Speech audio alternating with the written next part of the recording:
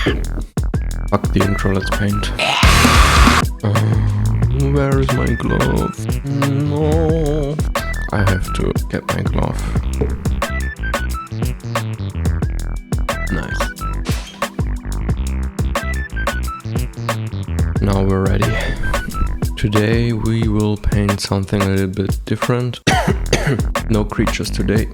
Okay, let's go. I hope I have enough disk space for this recording. Oh no! Yes, please. What will we paint today? This will be a landscape this time. But for this, I will need some reference. That's some quality reference here. Okay, let's see. We have a forest and platforms. This is for a game, by the way. We're working on a Metroidvania game at the moment, and I'm just doing sketches, and we're trying to find out how the forest area could look like. The forest area will look exactly like that. Right now I'm just trying to find interesting shapes for the platforms, for the foreground platforms. This could be some kind of tree, and we have to think about what the scale is, the scale of the character. The character could be that big. I think it's interesting to paint holes into the ground and make some negative space. Let's paint in some kind of item or something here. Could be interesting. I think the foreground shape is already working. Now we need something interesting in the background.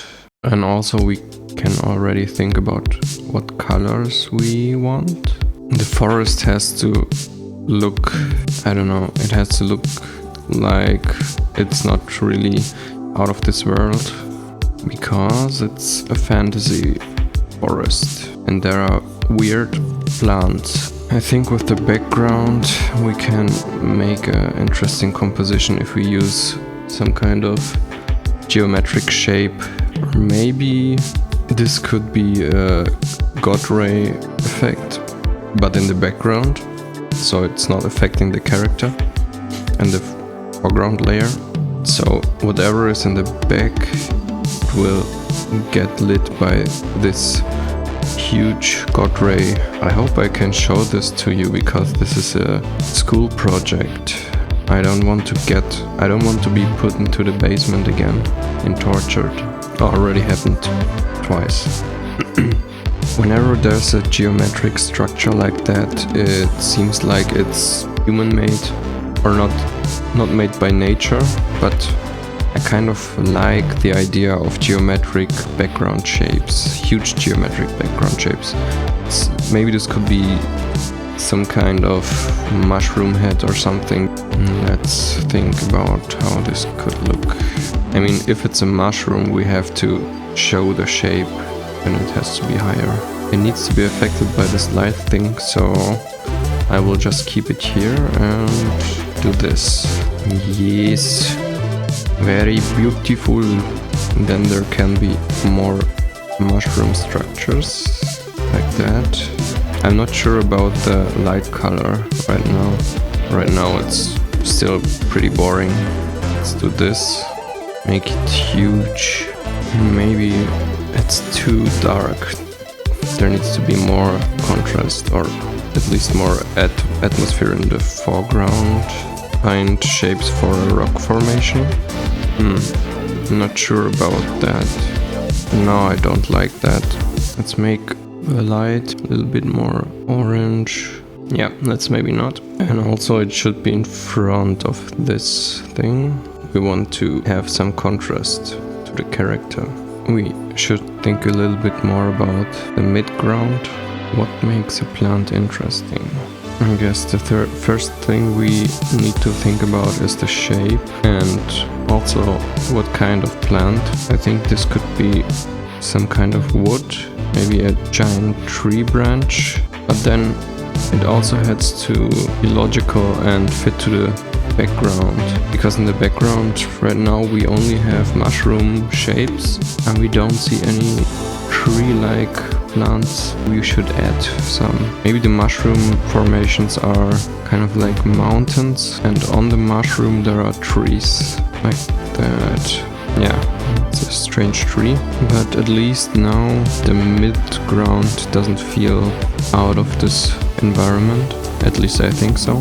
So we need to add a lot of tree branches in the background and then it should be fine. Now the contrast is off, but we'll fix that later. First let's think about shapes and stuff like that. But I like the connecting elements. It's kind of like ivy connecting to a tree. I like it. Beautiful. Yeah, we need more bush-like shapes, because right now it doesn't feel like a forest. Oh no! I fucked up. I fucked up again. Now it's starting to get somewhere. I won't detail the whole thing. I mean, it's not an illustration, it's just for collecting ideas. So this will just be a concept sketch. Okay, let's add something here. A huge tree. Yeah, I like how it's going into the... I like how it's pointing to the character. Let's do this. Maybe it's time to add colors to the foreground now, like that. We have to keep in mind that the platforms have to be recognizable and you have to know where to walk on, where you can walk on and where you can't. That's why I'm using this green grass to show where you can walk, and also the lighting is showing you where you can step on. Maybe I will still paint some creatures after this if I want to, but it won't be in the same video, it will be separate. I don't even know if I will upload this video because it's very different, and also it's a student project and I'm not sure if I want to show it. Very beautiful. Right now this task seems a little bit tedious to just paint in rocks. Maybe I have to get out my painting gnomes out of the basement to help me, but they have to rest a little bit. I used them too often lately. I'm a very understanding master. We need more sharp edges in the foreground. That too bright. I think I need a break. I'm using the lasso tool to make more sharp edges because I want to have some contrast to the background. The background is pretty soft and sketchy. The foreground needs to be a little bit more defined. I want to show that there is a difference. Let's create triangles pointing to the character. That's a pretty interesting effect if you paint with a brush that has those bristles, this bristle effect, but still use a lasso. It's pretty interesting.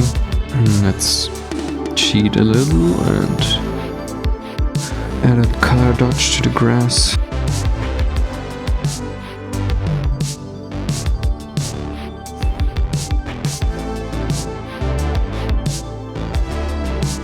We can also use brush strokes to make the texture interesting. Okay, let's add some color to the midground.